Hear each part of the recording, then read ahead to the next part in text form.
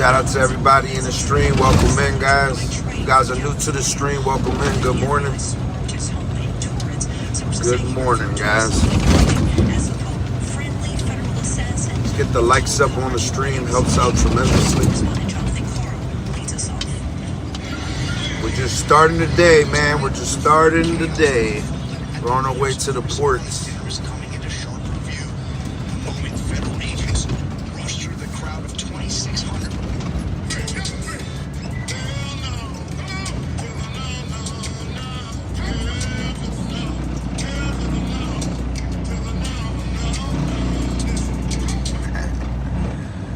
Hail to the no.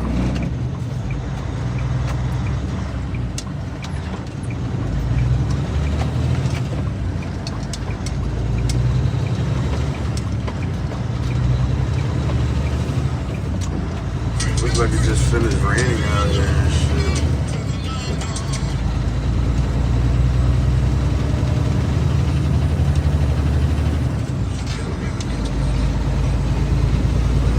Jace, how you doing, brother?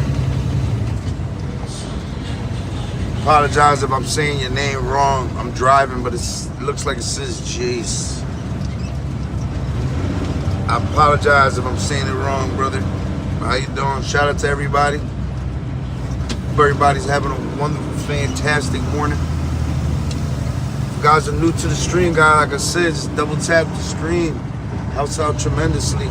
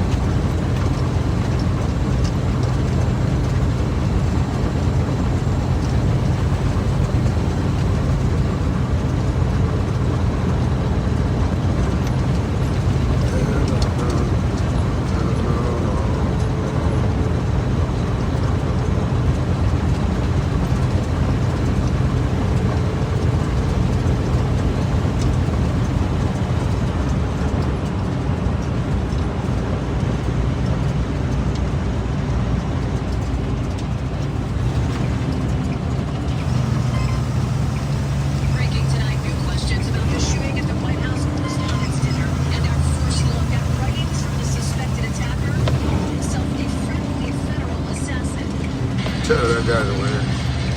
You gotta really try to do some dumb shit. People that don't learn. People are fucking rogue.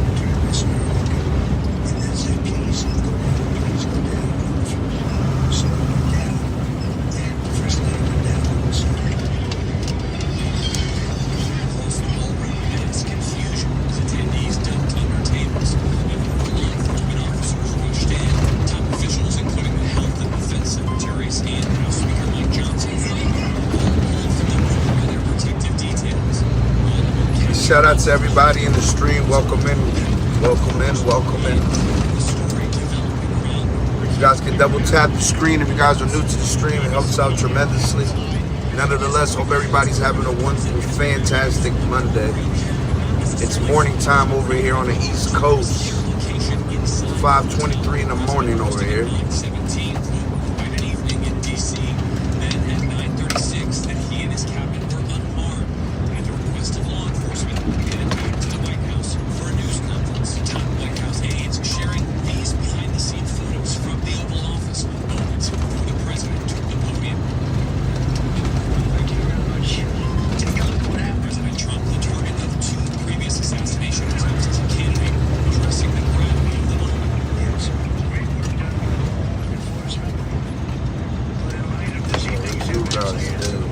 Gotta stay in his lane, bro.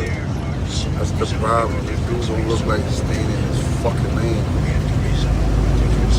The president also sharing this surveillance video of the moment the attacker charged for security for above the law.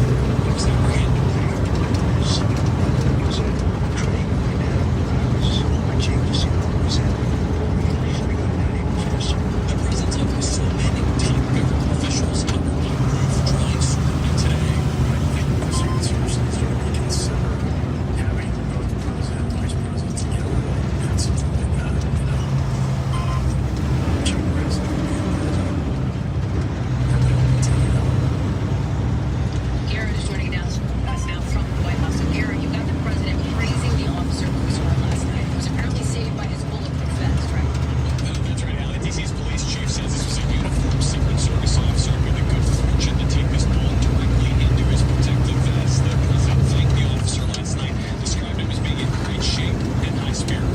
Jong Fire, turn off the orange bastard off the radio. Nah, brother, it's the radio, bro. If you don't like it, you can get the fuck off my live.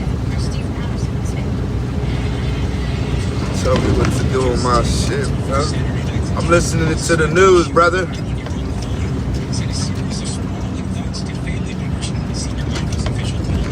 The fuck? You got first thing in the morning, you got people telling me turn shit off. Nah, brother, I'm good. Just got my news on. Let me know what's going on out here in my local town.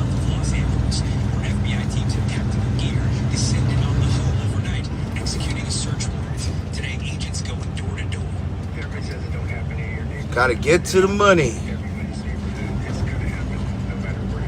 Officials say Allen traveled by train from LA to Chicago, then to DC, before checking into the hotel on the 24th. That guy's retarded for doing that shit. In a transcript of the suspect's writings, Allen described his targets as administration officials. His family saying they alerted police upon seeing the bodies, telling authorities he had a tendency to That shit was funny and random. Might will put on the chat, turn off the, I guess because they had Trump on the radio, come back to the shit.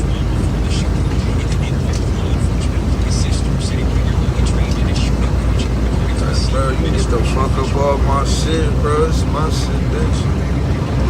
Tell me what to post. I don't know what that shit is. Tell me that shit all the time. I'll be like, bro. Truck driver, man. We're just trying to send positive energy to everybody. That's all, man. We don't need no negative energy on the stream. We don't need nobody telling me what to do on my stream, what to post, what can I play. It's my shit.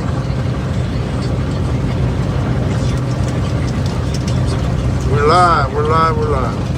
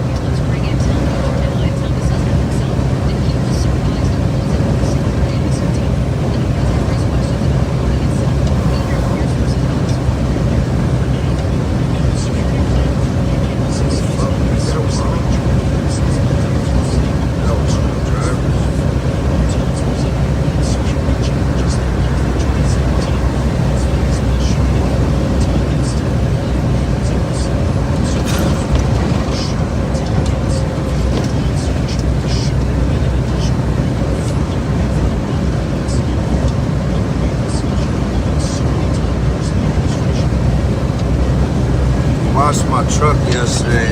Now all my windows are completely water stained. I gotta wipe all my windows down.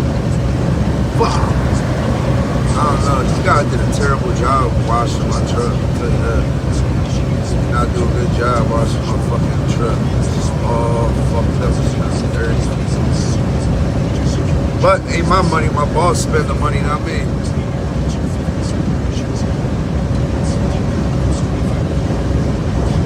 Pay like $80 a truck to get it washed.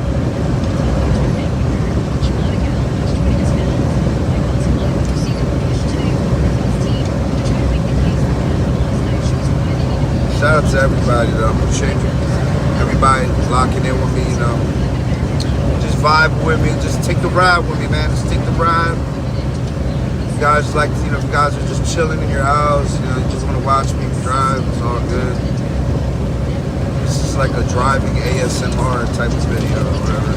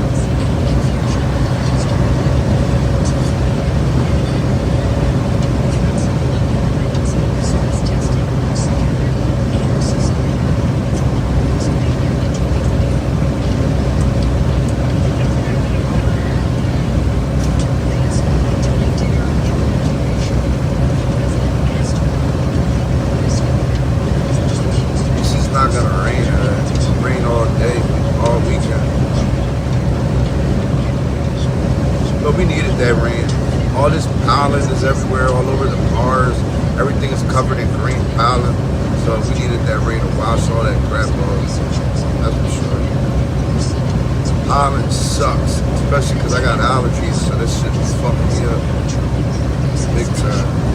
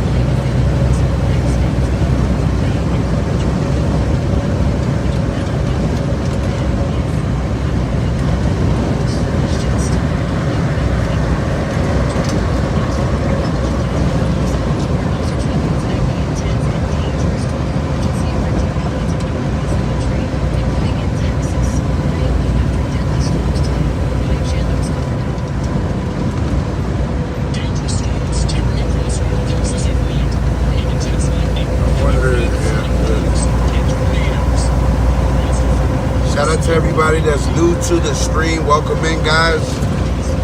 Welcome in. Good morning. Let's get to this money. You guys are new. You guys can double tap the screen. It helps out tremendously. But nonetheless, I hope everybody's having a fantastic Monday. It might be morning time for some of you guys. If it is, I hope you guys have a good start to your day. If your day's already been going, I hope your day's been going good and it goes better. I'm from the East Coast. It's 5:33 in the AM over here, so it's morning grind, morning grind. Let's get the money, guys. What the fuck happened here? Shout out to the tow trucks. Was a tow truck driver for like 12 years before I became a semi-truck driver, so respect.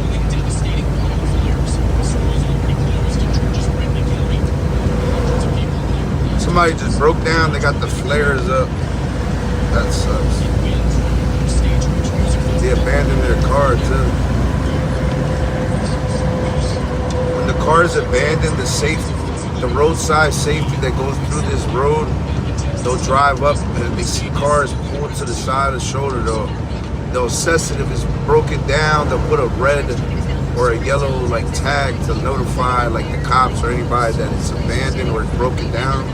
And then after a certain amount of days, if the car isn't taken, then it gets towed off the freeway, pretty much. I used to do it, so I would know. I towed cars and repo people's cars for like a little over 12 years.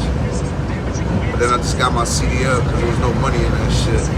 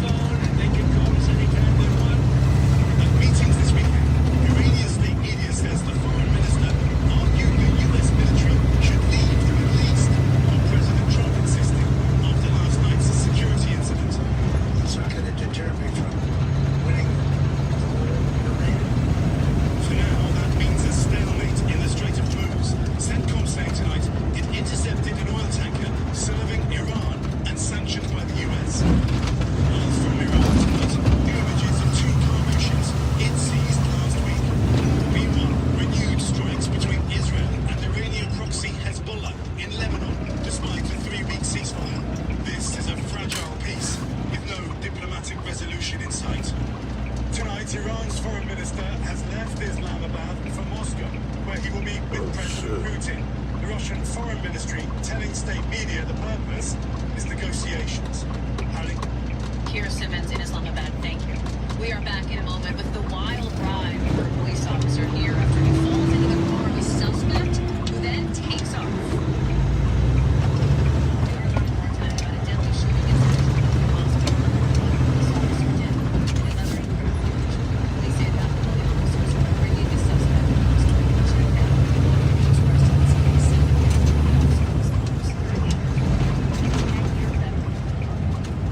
And some dramatic moments out in California where surveillance video, look here, shows this police officer responding to a reported robbery. So there he is, he reaches into the car.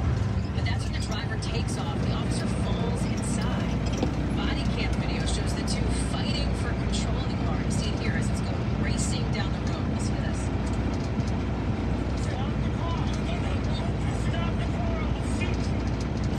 Suspect thief was later arrested, and that officer managed to walk away from this whole thing unhurt. And finally, a record shattered in the London Marathon today. Sebastian Sawe from Kenya finishing the race in 1 hour, 59 minutes, and 30 seconds. Now becoming the first person to ever run an official marathon in under 2 hours. A huge deal and a big congratulations to him. When we come back, there is good news tonight about a new attitude in this new spring season, giving everyone something to look forward to.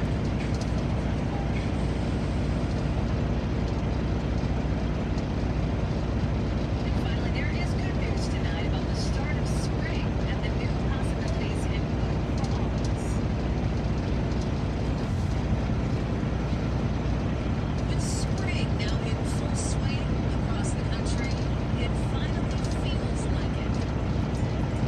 Seeing the people out and the beautiful weather can't be beat. A nation waking up to They were doing videos of training dogs with firearms, and one of the rounds went into the kid's forehead and dropped him dead. And then all of a sudden, you're up to the roof. And then it was not even the Curtis's. Years. If Curtis had a choice, he would not have been standing in the line of that gun. Why would you do this? I'm sure he's going to be asking that for the rest of his life. A 23-year-old was shot and killed by his boss while filming a commercial for a German Shepherd breeder. But what looks at first to be a tragic accident takes a darker turn. Investigators hear chilling allegations about the man who was holding the gun. He was police officer told me that he beat one of the employees, but they thought we were The report is based on official police records released today.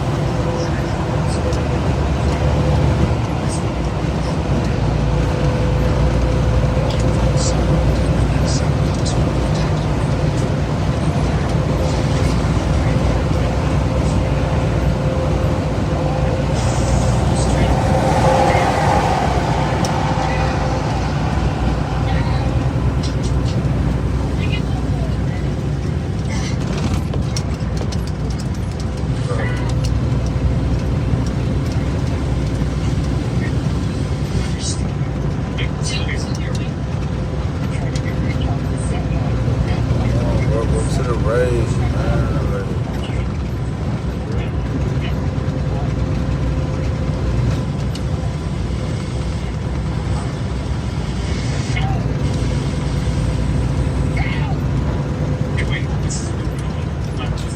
Bro, this dude should go to the right. He's not even going fast.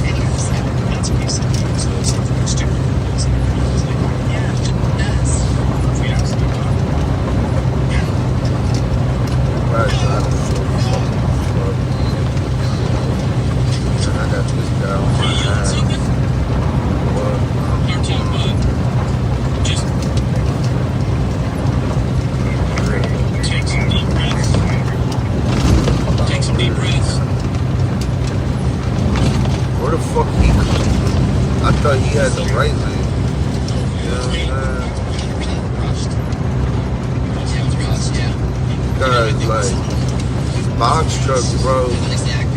Box truck mafia for real. Like,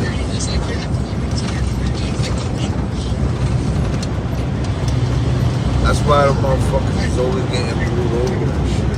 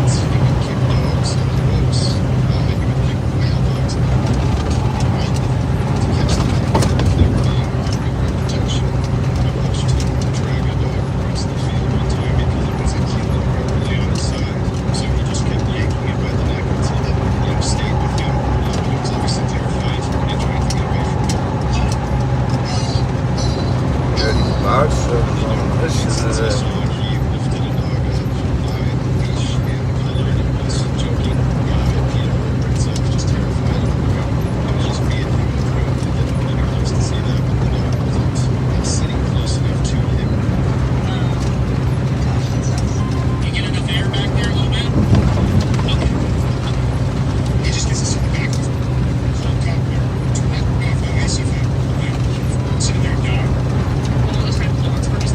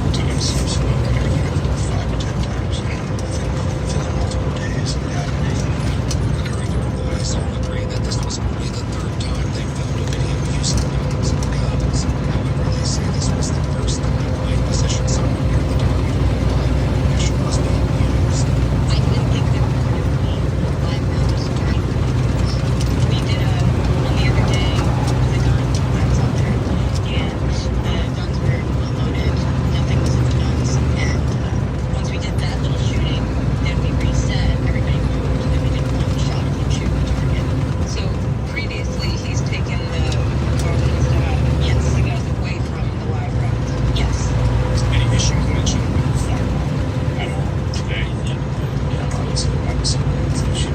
Doesn't care about clearly. He's just out there and not he's made a very bad decision. Not good for him. I thought that would work better in the roads. I mean, that tells me I would use like a season 2 or something. When Wayne sees something, thinks that something is a good idea, for example, this tragic thing that happened to an incredible human being, you've got to be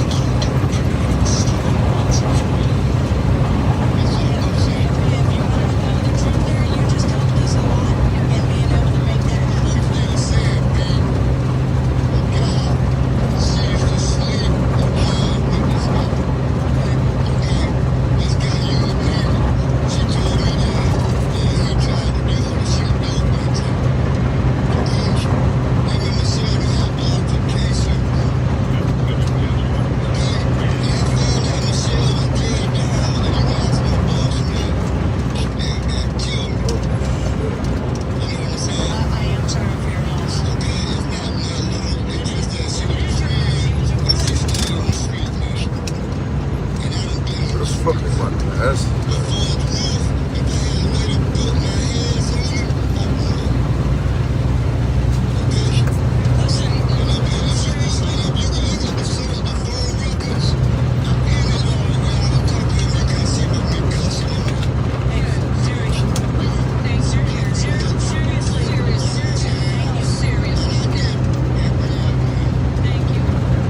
As Terry breaks down, detectives begin to believe he's telling the truth, that he is indeed of Michelle's few genuine friends. After wrapping up the interview, oh, they where return the to the fuck is station, my son? relay their findings to Detective Archer. For the past 12 hours, has been sleeplessly studying Stephen's profile when he uncovers something interesting about Stephen's experiences in jail. Talking about his time in prison, things came out that would, if they be true, some of the steps from his mom and still can't quite place it.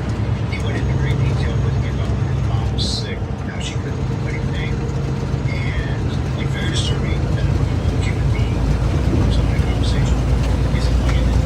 These kind of things. That's a red flag. Obviously, there's a lot of people in prison. I figured out a way around it. I would just have let off everybody, and that way they, yeah, all of that is putting together a pretty good picture of the sins that we have on here. And that way you're not like that, just to make 2%, and then talking about women in jail, snap, bring it down, so we have to bring it back down. But even with this unusual finding, Pitcher is only beginning to understand the twisted mind he's dealing with. What he does know for certain is that this isn't Stephen's first time, and that by now he likely has a plan he believes will let him walk free. And if Pitcher wants to get anything from him, he needs to build a bond, gain Stephen's trust, enough to make him confess. So that afternoon, Pitcher decides to change his approach. He asks Steve to step outside, offering him a cigarette, a small gesture between the path monumental effects in the investigation. Because when the two step outside, Stephen begins to break.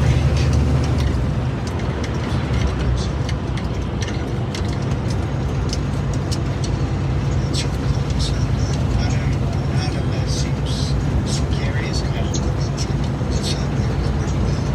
Things are different in some cases. He was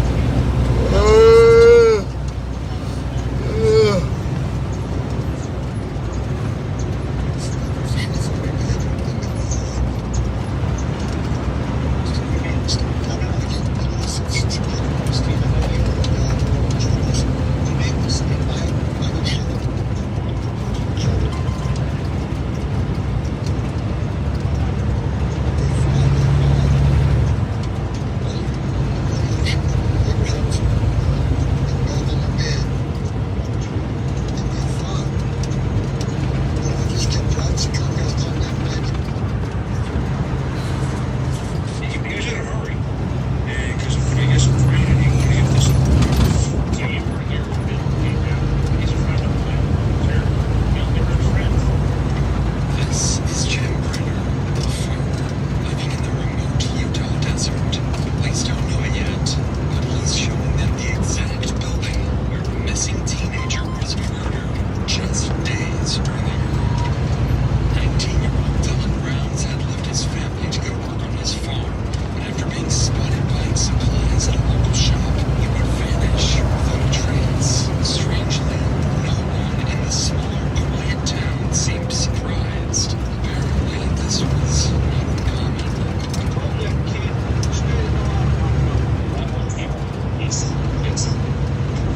Some other guy pointed a gun in my freaking face.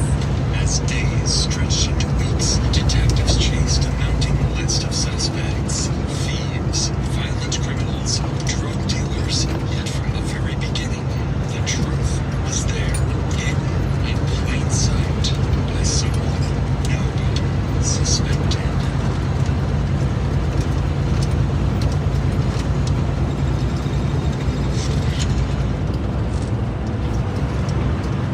It all began on a quiet evening when police received calls from a concerned family member reporting their son, Dylan Rounds, missing from his farm in Utah. They had There was no sign of him anywhere. A deputy was dispatched to Dylan's farm to meet with his family, but on his way there, he was stopped by a neighbor of Dylan claiming he might know what happened to him. He's hanging out over that bar in Montello, and I could give you some names of some scumbags over there, but he's been shooting his mouth off about how much money he's making. And there's one guy, Chase Dexter, he's over there, he can do anything he wants, he can rob and steal and everything, and Elko County Sheriff won't do anything about it. And if you talk to his mother, she knows more about it, but he ran into Chase on the Tacoma Road the other day, and Chase kind of scared him a little bit. What's your last name again, Jim? Jim Brenner. Well, I'll let you get down there before they disturb the crime scene. Okay, thank you. As the conversation ended, Jim Brenner's strange remark about a crime scene left the deputy curious, since no crime was yet confirmed. It was an unsettling comment that would soon become a disturbing reality. Oh, I smell something. Yeah, it's For now, though, the deputy took note of this information and continued towards Dylan's farm to speak with his family.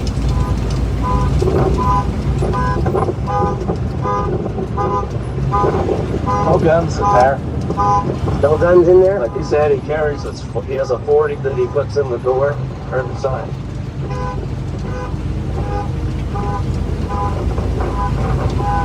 Did he just pop the back window?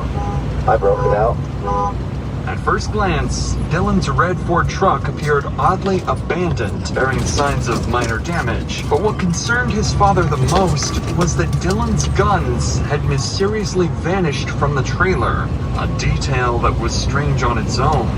Wanting to learn more about Dylan, the deputy turned to speak with his mother. She had her own troubling information to share.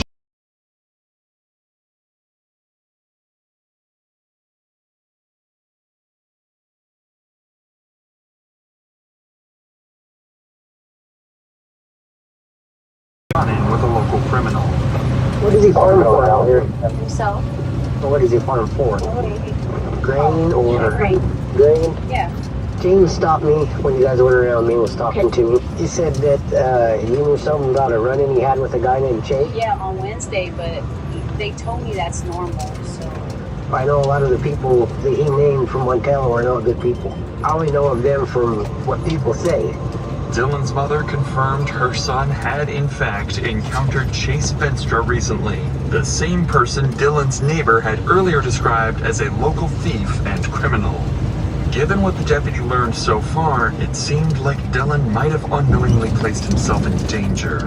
At just 19, he purchased 640 acres of land with his grandfather for an estimated $200,000 to $300,000 and built a reputation for his ambitious dreams of running a huge farm. But according to his neighbor, Dylan's confidence may have made him a target, as he often frequented rough local bars and talked openly about his financial success. After rehashing some more details with Dylan's parents, the neighbor, Jim Brainer, and his close friend, Donald Paitley, arrived to help. Both men knew Dylan well. Jim was living in a trailer near Dylan's farm and occasionally helped him with chores. And Donald was a longtime friend of the family and a supportive mentor to Dylan's farming ambitions. But unbeknownst to everyone at the time, both men knew something more about Dylan's disappearance. Something they weren't ready to share yet. I did get to, last location was 15.4 miles from the boat line tower, which puts him on this back road. So I would that hit him walking? Okay, that's, I know my son, and that's the shortest route to his camp. If he walked, the road ends right out here. if he walked to the corner, cut across this field. But that's his closest cell phone, Pete. Not in town, it's out here. Mm-hmm. Off of that road. The back road into the compound we go down to where it is. Yeah. What time was that? Does it tell you? That was at 14:58. So right after. So just before 3 o'clock. Right after you left. So he must have pulled in right behind you. He dropped off the grain truck, and I'm telling you, I bet you he took off walking. So how do you get to that road from the home?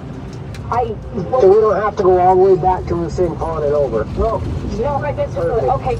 Following this lead, they quickly headed to the shed area to investigate. That's when they discovered the first troubling sign of foul play. Dylan's boots were found stained with blood, discarded about 100 yards south of the shed. The deputy immediately secured the boots to send them off for DNA testing and called another deputy to help search the shed and the surrounding property. However, they had no way of knowing that the biggest clue they were looking for was submerged 20 feet deep in a pond nearby. There's just some boots out there they've only been out there for a day or two. You didn't see anybody else around here? I left here about 1:30 on Don's. Yeah, I was there until about 9 o'clock at night. I went back and something. It's just one thing after another.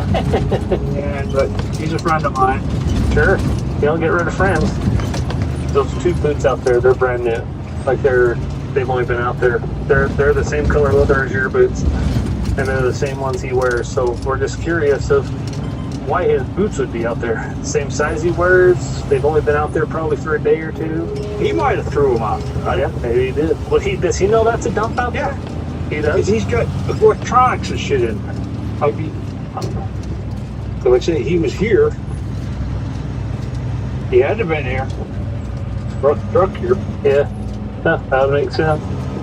Based on Jim Brenner's timeline, whatever happened to Dylan likely occurred between 1:30 p.m. and 9 o'clock p.m., the hours when Jim left the shed to visit his friend, Donald Haley. Police quickly verified Brenner's timeline with his friend Donald, who confirms that they had dinner together during that time. With Dylan's exact movements still unclear, deputies requested a helicopter to scout the area from above, looking for any trace of Dylan. So who owns this right here? That's the guy that he's a partner with. This is where he dropped the grain truck off. Where's this grain truck? It's back into that silver building there. So the big one. Yep. Do I go up higher, Mike, or if you could, please? Let's do a nice high orbit. You can look at everything with a camera, and then we'll come back down and see if we see anything with her. After a full sweep of the surrounding area, no sign of Dylan or any indication of where he might have gone was found. In the following days, the search efforts continued, and Daniel's family, alongside local volunteers, joined in. But despite their best efforts combing through the area, they too came up empty.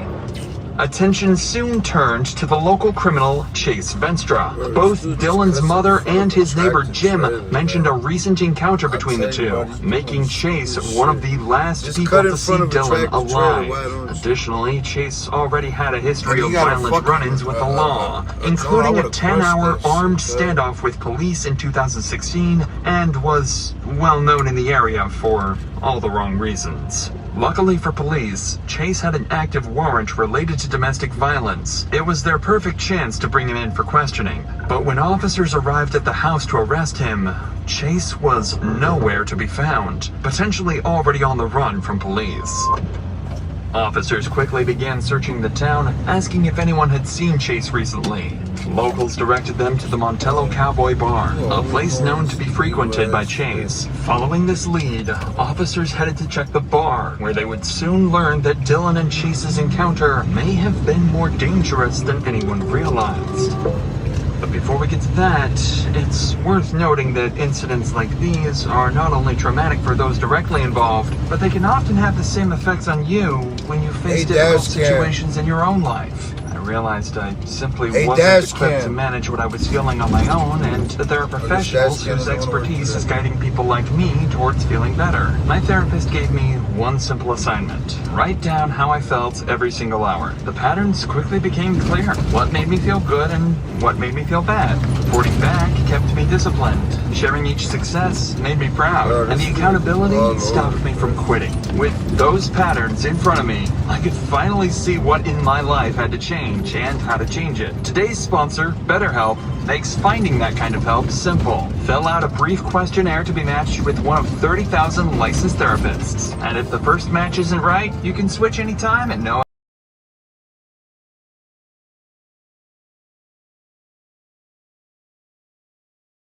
reviews and a 4.3 rating on Trustpilot, BetterHelp is a platform you can trust. Click the link in the description or go to betterhelp.com/DrInsanity and get 10% off your first month of therapy. With that said, let's get back to the officers at Montello Cowboy Bar, where a conversation with the locals was about to reveal how Dylan's encounter with Chase may have turned violent.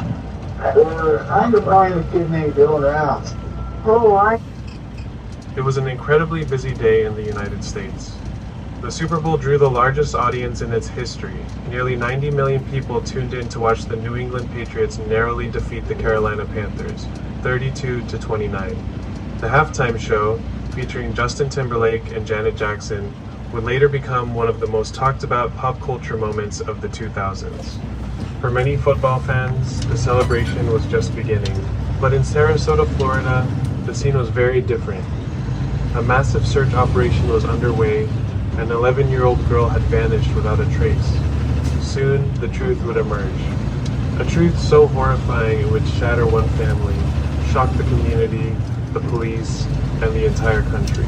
Carly Jane Bruscia was born on March 16, 1992, in Long Island, to Joe and Susan. The following year, her parents divorced, and Carly moved with her mother to Sarasota, Florida. She often visited relatives back in Long Island during winter and summer vacations, especially enjoying the Christmas season. Later, Susan remarried and with her husband, Stephen, had a son. Carly was described as a very energetic girl. Her teachers said she was sweet and pleasant, while the principal called her a shining light. She adored her cat Charlie, was fascinated by Jennifer Lopez, loved going to the mall, and enjoyed spending time with friends. At McIntosh Middle School, where Carly was in 6th grade, she greeted everyone with big hugs and a warm smile. She sang in the choir, loved sports, and was, in essence, a girl who genuinely loved life. Alright guys, let me pause for just a second. I'm really curious where you're all watching from. So tell me, what city are you in, and what time is it there right now? Thanks for taking a moment, drop it in the comments, and I'll keep going. The night before, Carly had spent time at a friend's house. They had a sleepover. Around 6:15 in the evening, she headed home, just a mile away, to watch the Super Bowl with her family. Her friend's mother decided to call Carly's mom to check if it was okay for her to walk home alone. Susan said she didn't want her daughter walking along Bridge Road, since it could be crowded, and she hadn't given Carly permission to go alone. She spoke with her husband, and he immediately set out to pick her up. The streets were much quieter than usual, as most families were gathered around their televisions, watching the Super Bowl. But as he drove through the neighborhood, panic began to set in. Carly was nowhere to be seen. She had vanished without a trace. It would be another hour before a call came into 911, and Carly Bruscia was officially reported missing. 911 with the location of the emergency. My daughter is missing. She's gone. We can't find her anywhere. Call me her friend. 11. And when was the last time that she was seen?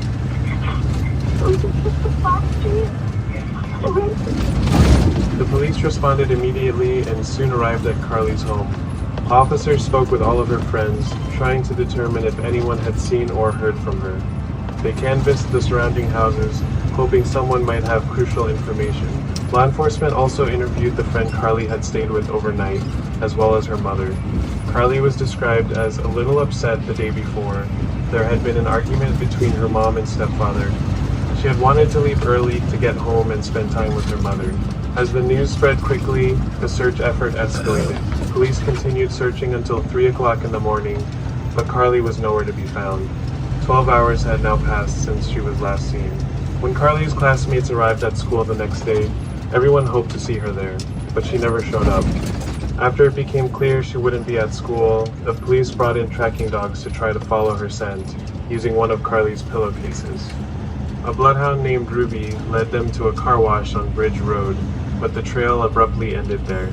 The police immediately secured the area and spoke with the owner, who explained that the property was equipped with motion sensor surveillance cameras.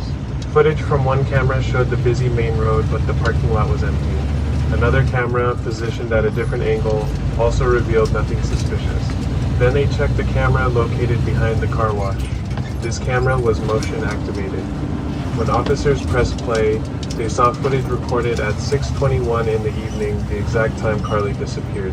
The video showed a young girl in a red t-shirt, blue jeans, and a pink backpack, the outfit Carly had been wearing when last seen. Suddenly, another figure appeared in the frame, a man. The man appeared to be about 5 feet 8 inches tall, with dark hair and a tattoo on his arm. He was wearing a mechanic's work shirt with a name patch, though the lettering was too blurry to read. He stopped in front of the girl and they spoke for a few seconds. Then he grabbed her by the hand and led her away. Though the clip lasted only a few seconds, it painted a terrifying picture. Every officer watching understood immediately.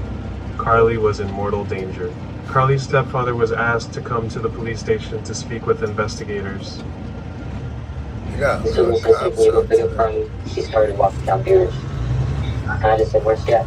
She goes, Connie's. I said, that's the one over here. And she said, yes, okay, hang right now. And I'll be the right one. Okay. Stephen explained that he immediately knew something was wrong. Carly would never behave like this. She always called and let her parents know where she was and what she was doing. Based on phone records, Stephen was quickly ruled out as a suspect. But he shared an important detail. While driving along Bridge Road looking for Carly, he had noticed a red pickup truck driving back and forth. The truck had also pulled into the car wash lot. Stephen said that when he arrived at Carly's friend's house, the very place she had left from, he saw a red pickup parked nearby. He was certain it was the same vehicle he had seen earlier. The man on the video was wearing a mechanic's uniform clothes, often worn by tow truck drivers. The owner of the pickup, a man named Ron, had been staying at Carly's friend's house the night before. Police immediately brought him in for questioning. Carly spent the night Saturday? Yes. Anything Sunday morning? I woke up. I don't know. Nothing happened Saturday night. You know, they were giddy all night long. You know, I was sleeping in the other room. So I woke up Sunday morning, like I normally do, get up, get ready for work. So if you didn't see her at any point after, during the day, you went to work, absolutely. Is that what you wore to work Sunday? Or, you know, actually I had a Super Bowl shirt on yesterday, a gray shirt. He was shown a photo of Carly with the man from the car wash. Is that? I think so. It's definitely not me. It does look like him, though. It kind of looks like him. That's why we're talking to you. Wow. Yeah, it definitely would not be me there. Honest. The deputies that you spoke to that night, think that that's you. And it's not me. Blow it up. Do what you got to do. You verify my time, where I was. You know? I'm only glad to work for you guys, and I believe me. There is no way I mean, have to tell me. Honestly, no way at all. I would never put anybody through that. You know what? How do we get past that, though? That's verifying where I was. It's Police contacted his supervisor and confirmed that Ron had been at work at the time. Timesheets backed this up. His pickup was searched, but nothing was found. Ron was cleared as a suspect. But that meant the police still didn't know who the or where he had taken Carly. The footage was also shown to Susan, but she could not identify him either. For the community, it was shocking. As Joe said, people had been less than 300 feet from the scene when the abduction occurred. People were right there. It happened in broad daylight. A reward of $25,000 was announced for any information that could help find Carly's kidnapper. Police decided to review the camera footage again, hoping for any additional leads on the man's identity. When they rewound the video, they spotted a light yellow 1992 Buick Century station wagon that pulled into the parking lot just 3 minutes before Carly was taken. The Buick then drove onto Bridge Road and stopped near the car wash before turning around. This finally gave police a new lead. The search continued. Many people took to the streets to help find the missing girl. Flyers were posted on poles and handed out to anyone who would take them. The community was determined not to leave a single stone unturned. The mayor called Carly a child of Sarasota. The city was not going to rest until she was found. Her mother, Susan, spoke at a press conference. I want to speak to my Carly. I love you. My phone is always on. I beg you please help me bring my daughter home. Her father added, Carly, if you can hear us, your mom is waiting for you at home. Yeah, fucking. 2 days abducted. A woman was watching the news and saw footage from the car.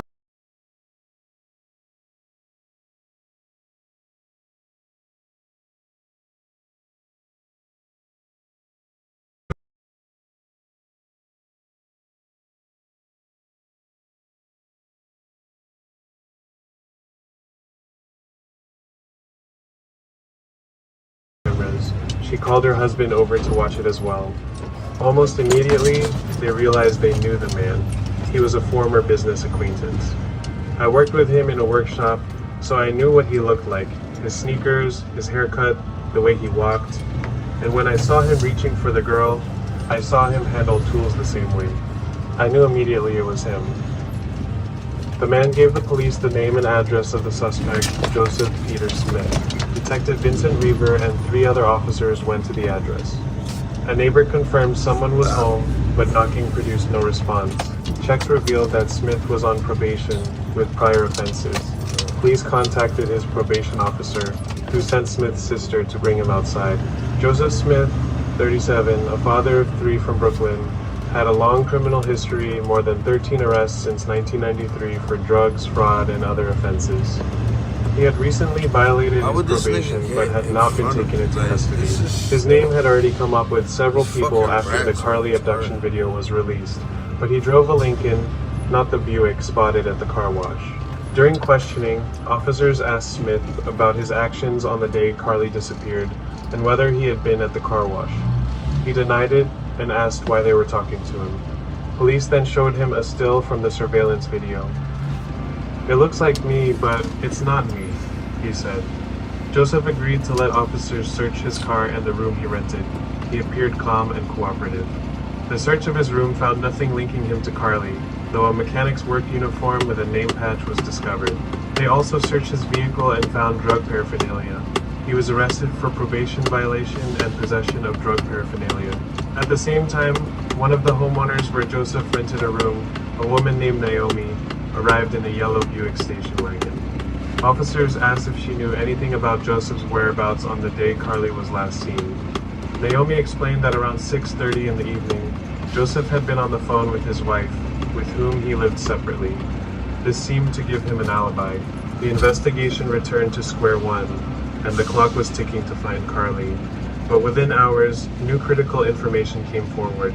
Naomi's husband, Jeff, arrived at the police station. He was the one who had been driving the Buick. He told officers that his wife had made a mistake and had confused the timing. Joe came out and said, "Hey, can I use your car?" I said, "Well, just go. How long are you going to be for 15 minutes?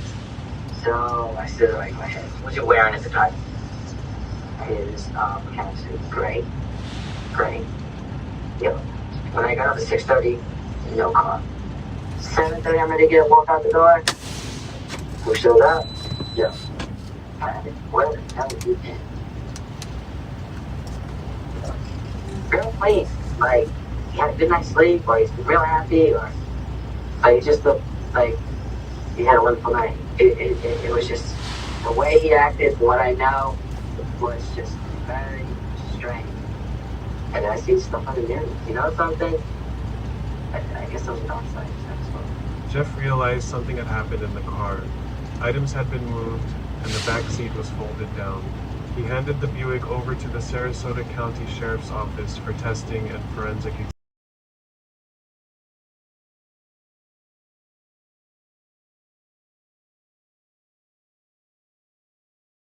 Of evidence, the pieces of Joseph's movements suddenly began to fall into place. Police read him his Miranda rights, and he requested an attorney.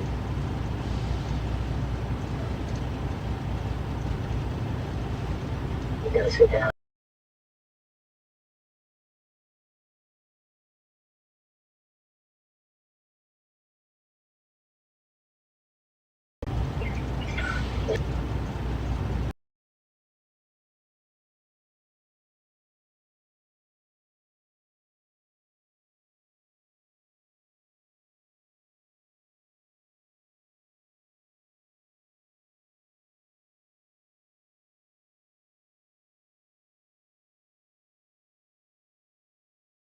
What they think is on is to talk to a lawyer.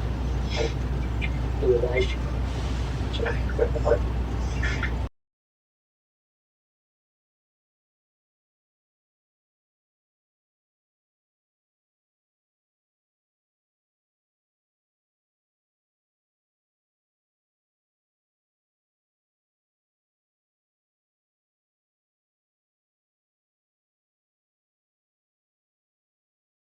I can't.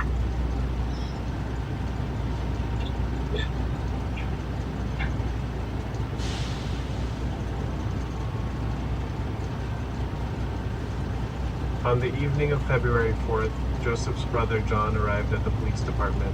FBI agents interviewed him. He said that his relationship with Joseph had been strained. According to John, on the evening of February 1st, the day Carly was abducted around 8 o'clock, he received a call from Joseph.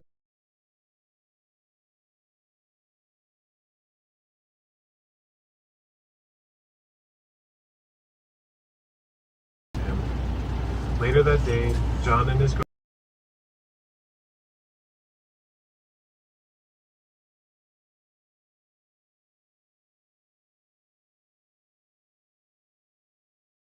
vision when the news broadcast the vision. The face, the haircut, the mechanic's uniform, he recognized the man